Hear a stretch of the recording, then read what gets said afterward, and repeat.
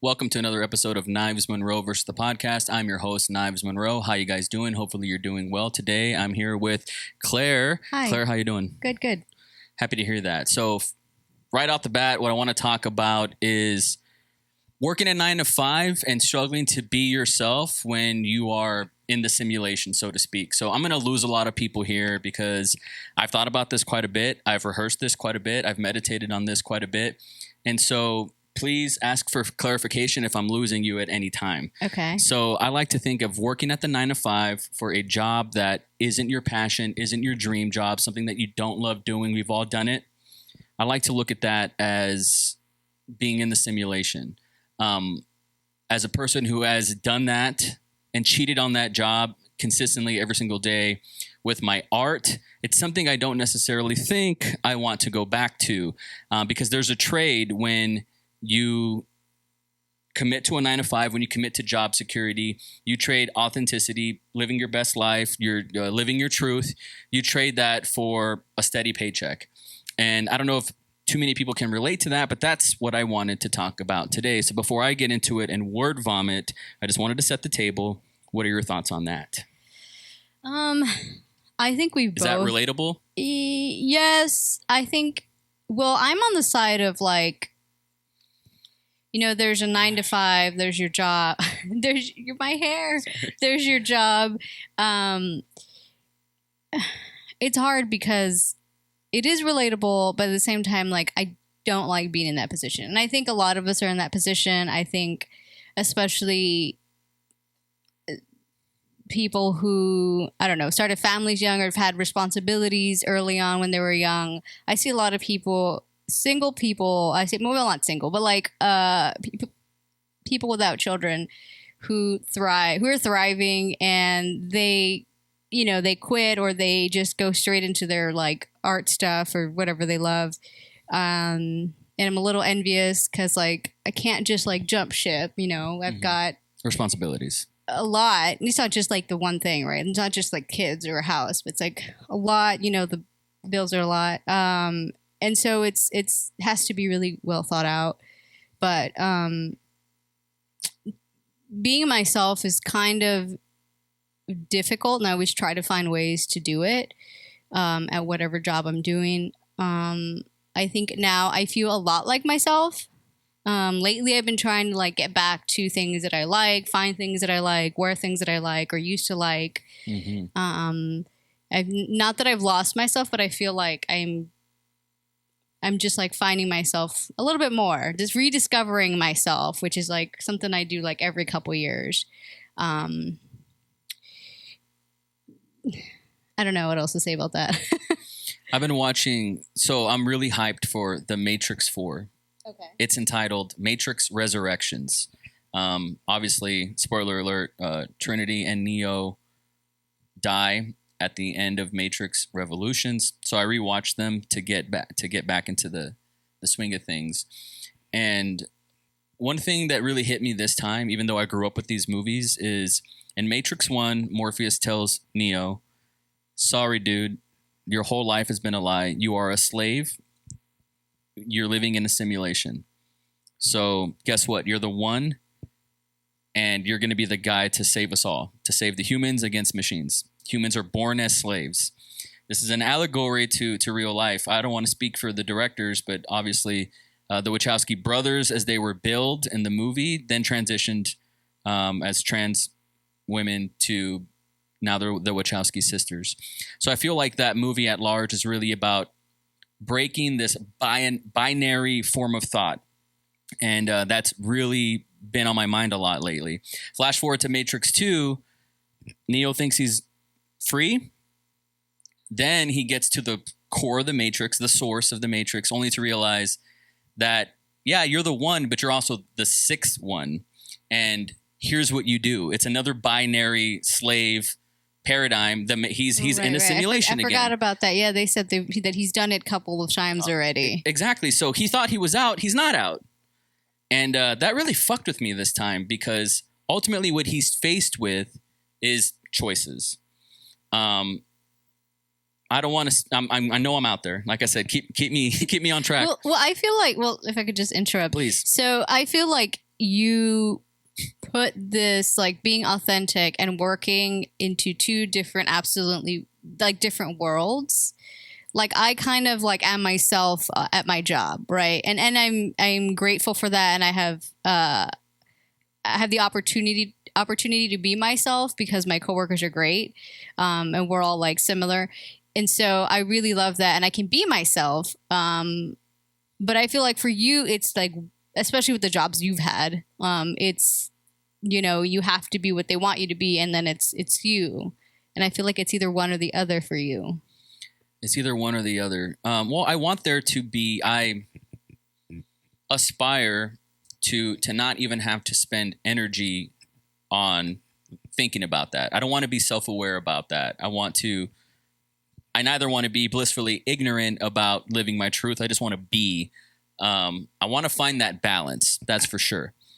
But if I could just finish this Matrix rant, the only reason why I bring it up is because we live in a binary system of, you know, you're either a yuppie or a hippie. You're either a capitalist or a socialist. You're either on the left or the right. You're either straight or not straight. And rewatching The Matrix has reminded me that no, when you're faced with binary systems, binary paradigms, binary thought, there's always a third or another option. And I've always found myself as a nonconformist. And so it's really hard to abide in these workplaces and be a conformist. Like that's not my thing.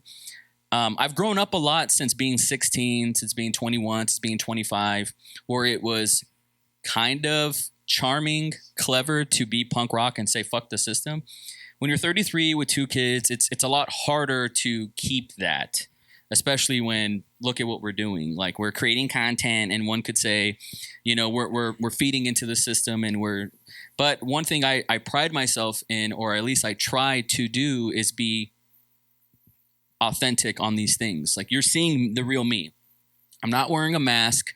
Mask is off. You mean on like right now on podcasts and video, on podcasts and the stuff you put out, the videos that I produce, if it has my name on it, yes, like you're seeing an authentic version of myself, the real version of myself. But when I go out and I'm professional and building the vision of somebody else's dream, I'm wearing camouflage all the time. Almost all the time. And it's let me turn off Slack. Almost all the time. Noise. Yeah, it says hummus. It's like it helps with my anxiety because it's not like, you know, sorry for the people listening that hurt your ears.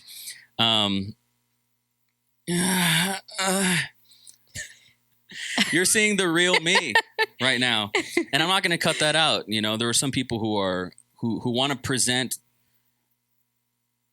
a matrix of themselves, a simulation of themselves, their best life. Hashtag, you know, living my best life, which is like makeup most of the time and fake and phony and exhausting. And that's a matrix that we put ourselves in. And I want to be unplugged.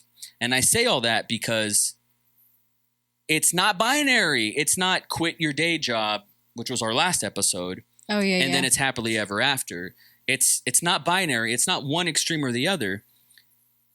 I feel like no matter what, in this world that we didn't ask to be in, nobody asked to be born here. In this world, you are a slave.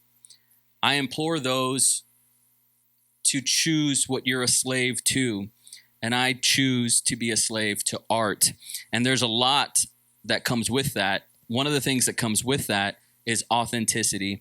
And living and dying by your sword, even if it offends people, even if you're not a cool, popular guy in the moment, even if you're hashtag cringe or whatever, when we discover artists that we like and we follow on TikTok or YouTube, back in the day it was MTV, I think a part of us was like, oh, I want to be friends with that person, or I want to wear what they wear, or I want to be cool like that. So you buy their merch, you buy their music, you subscribe to them.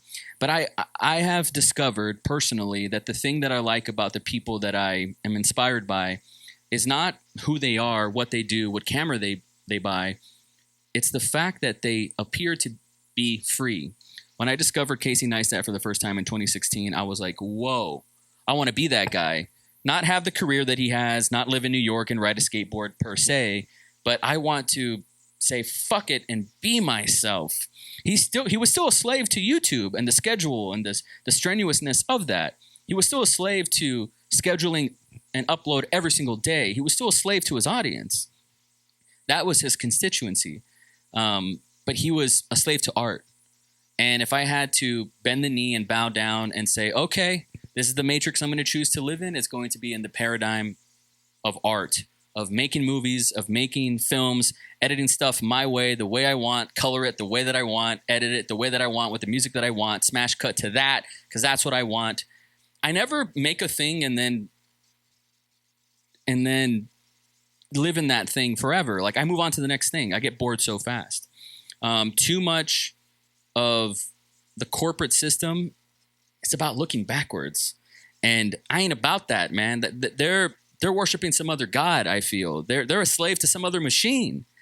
And I'm not about that anymore. And so it's paralyzed me because it puts me in a place where on the internet, which is a simulation, which is a matrix, on the internet, where we project our residual self-image, we have to be cautious about what we say, what we wear, when we say it, and then there's a guilt that forms of, I'm saying I can't post that I'm on a treadmill right now working out because what if my work sees it and they see that I'm supposed to be clocked in right now, you know? Right. That kind of stuff.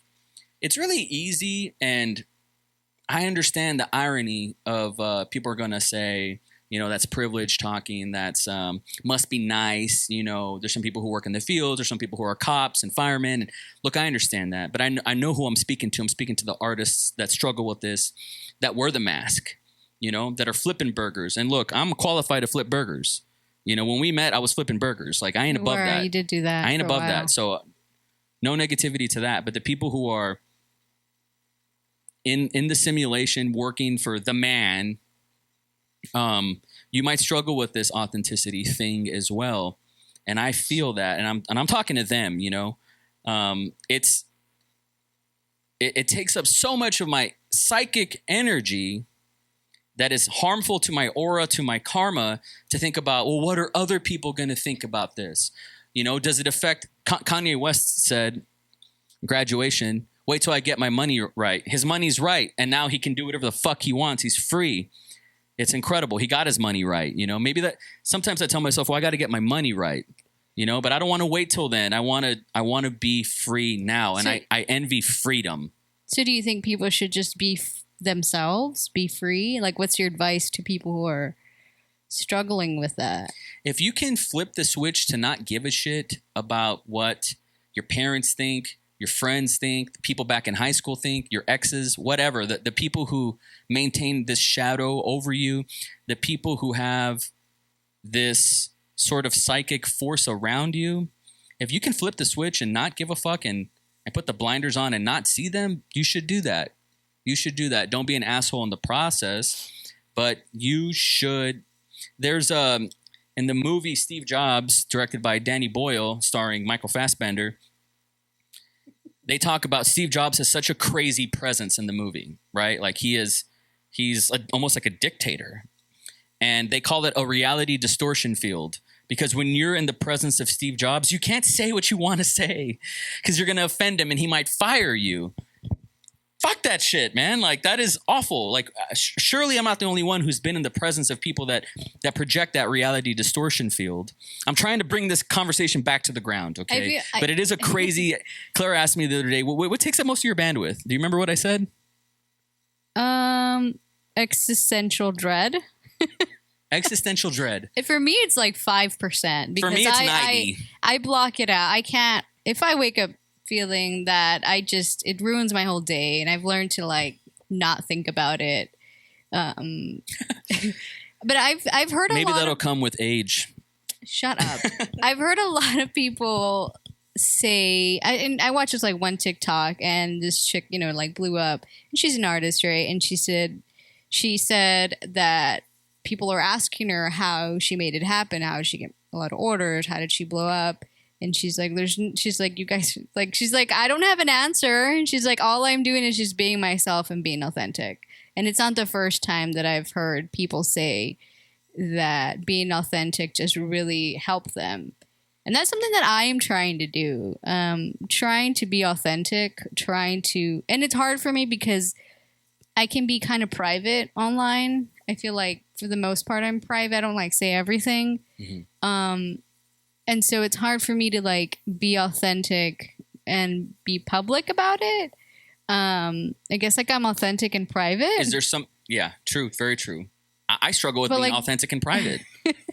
Yeah. Now that you mentioned that, I don't know how to do it publicly, you know, and I'll, if I get like the feel like, yeah, should I post a picture of myself?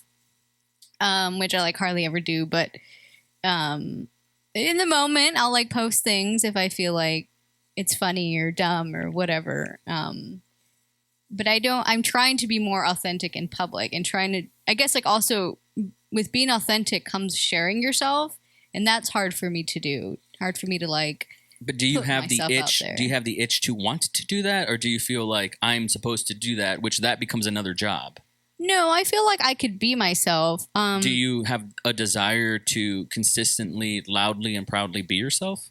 Yes. And I don't know how to act fake.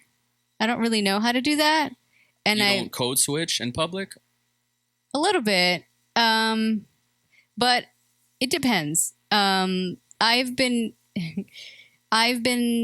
telling myself that like if I have a meeting, I'm gonna wear this, and this is the expectation that they're gonna get. like expect this every time. In emails, expect this every time. Like I try to just be myself, you know, straight to the point because I don't want to like be wordy. I don't want to like write emails like anybody else because they're gonna expect that. You know, and I've debated like, do I show myself in a sweater and like this look, right?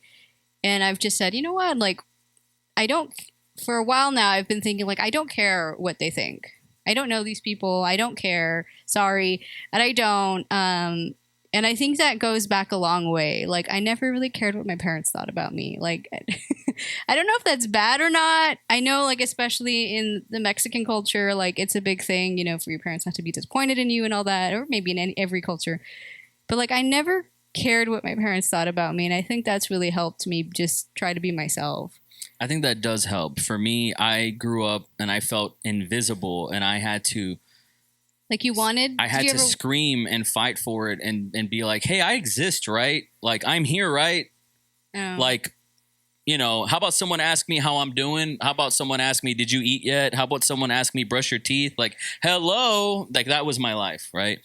And then, so I think that solidifies and then you grow up and then you're just like, I need to really be visible. Like I have to show people that I'm fucking here and not just here, but I also know what's going on.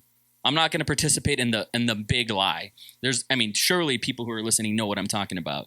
You know, like I was that kid in class. I was like, why do we need to learn this? Can you just explain to me why? Like, I'm not saying die. I'm not trying to insult your time. And by then it's too late. I'm already suspended or whatever. I was the opposite. Like I just did my own thing and I just did my own thing. Like, I guess I really just like was so not self-involved in a bad way, but like as a child, just into my own interests and just stayed in my room all day and did all the fun things that I wanted to do, stress-free.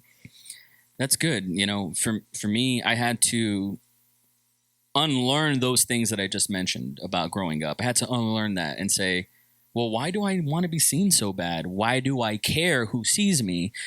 Why do I want to be important? Why do I need that significance?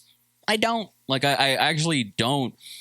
I don't. And now it allows me the freedom, and that's a word I'm going to keep coming back to.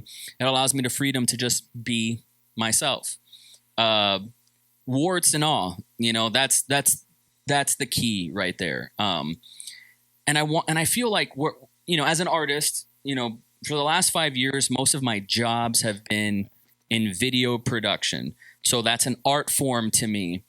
And I like my art being a little raw and you can see, you know, if we're making a thing about puppets, I want to be able to I want to wink at the audience and be like, this is about puppets. So here are the strings. That's part of it. Like when we live in an internet culture, who we fooling? Like, you know, who we trying to fool? You know, for instance, and I'm going to get shit for this, but this is what I'm talking about. I shouldn't be saying this. Don't say it. Oh, I'm going to say it. Oh, my God. I'm going to say it. And I don't think it's offensive, but I'm just trying to make my point. Also, this is a conversation I've had with myself. No one's told me anything. Bear that in mind. So I finished a video for a client. And in it, the feedback that they got for a revision was maybe add some military iconography. So I'm searching the interwebs for military iconography videos, and I find a really cool shot because I like the composition of the shot. I like the silhouettes of the shot. I like the moving vista, what's in the background. And then I'm already kind of, the feedback I think I'm going to get, and I feel like in my gut this is the right shot for this narrative. But already I feel like the feedback I'm going to get is, oh yeah, no, we don't want to have guns in the video because, you know, it's the military. They have their helmets on. They have some guns, but it's a silhouette, right? And I'm already having this conversation with myself in my head.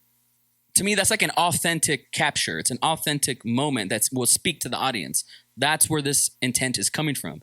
But I know that the feedback that I'm probably going to get from the top down is going to be, yeah, no guns. And it's like, well, then why can't we tell the truth about the military? Why can't we show them for what they are? Which they have weapons. They protect themselves. Why are we trying to hide that? What are we afraid of? That's a conversation no one wants to have. And by the way, I'm here in my chair having this conversation with myself like a crazy person. Do you think I haven't had that feedback? I might not even get that feedback, right? I might not even get that feedback.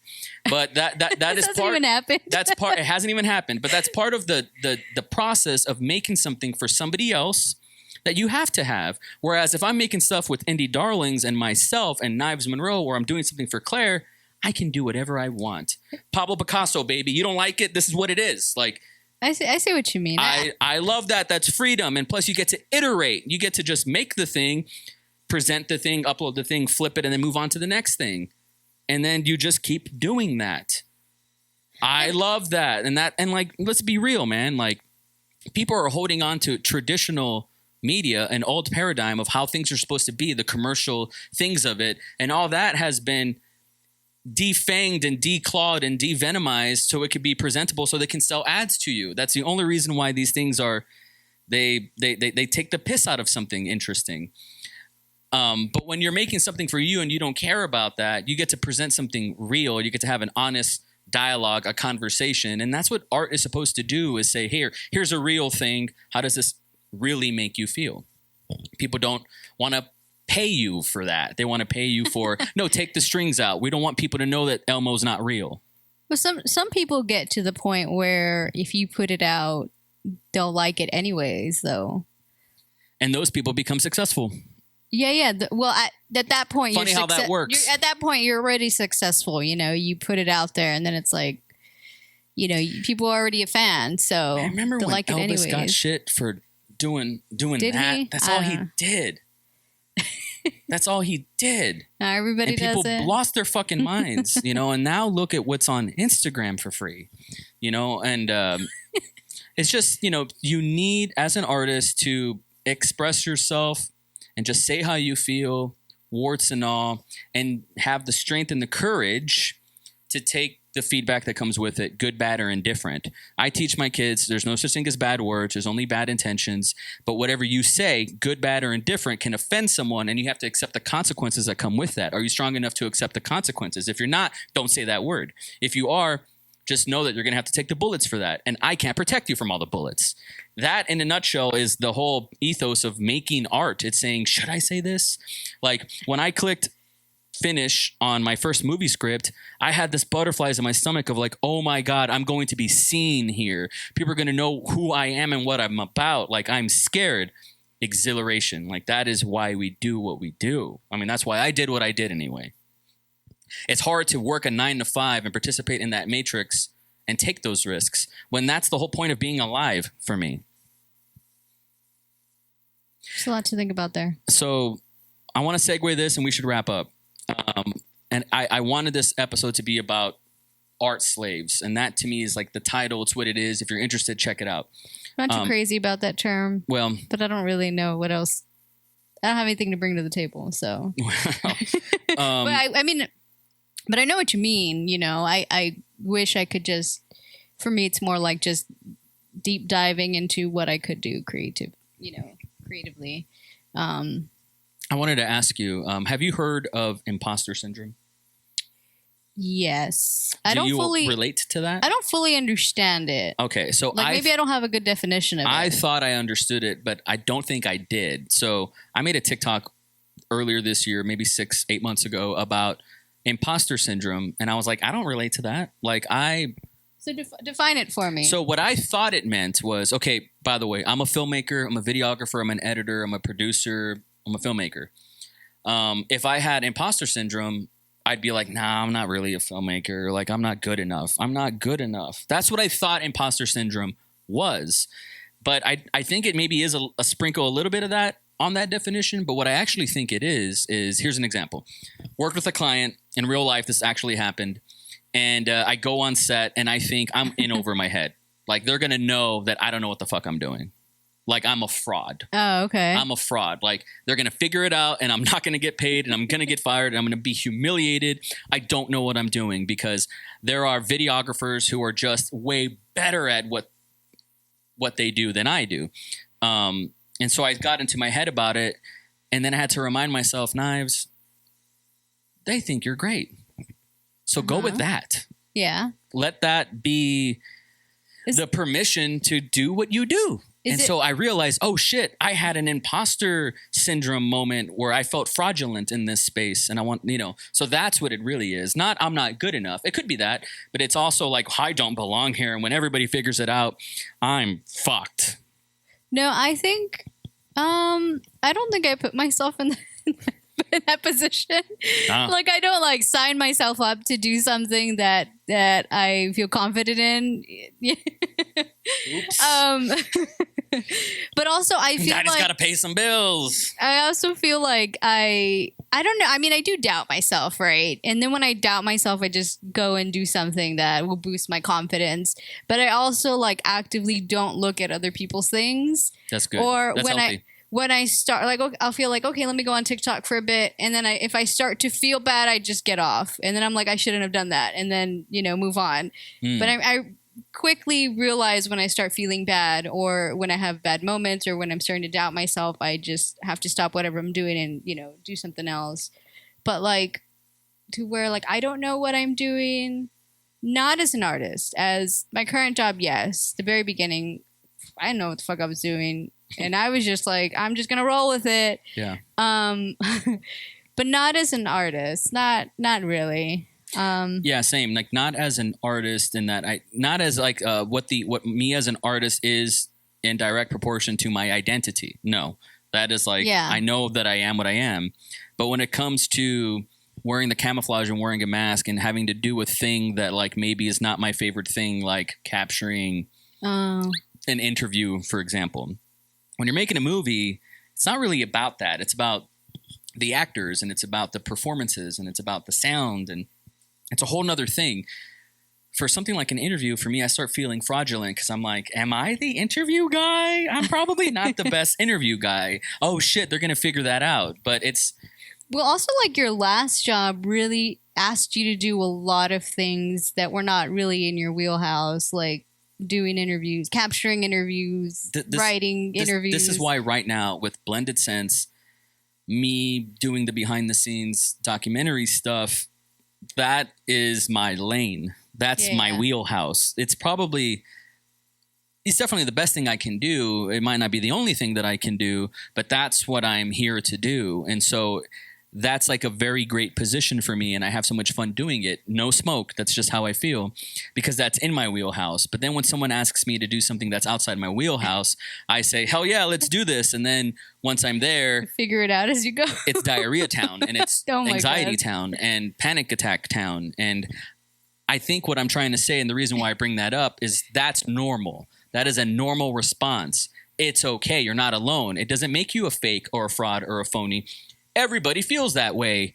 the trick is to have the courage to do it anyways and get better at it and get back on the horse and try again. It's a good way to learn something about yourself, which like I said, I don't put myself in those positions, which is kind of restricting because then I'm only like good at the one thing.